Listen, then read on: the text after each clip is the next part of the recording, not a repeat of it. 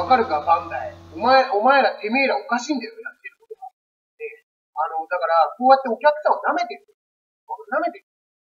欲しいって言ってるお客さんがいるのに、なんか受注エラーとか、バンダイのサイトに変えなくさせてるんだ。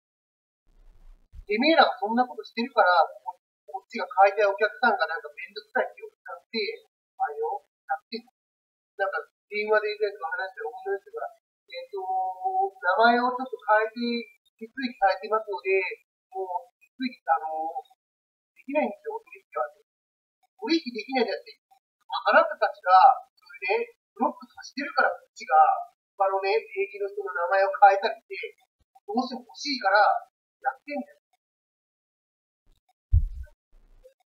あなたなんだよ、バカなの。脳みそ湧いちゃってるちょっと。なんだよ、俺の方が強いんだよ、仮面ライダー。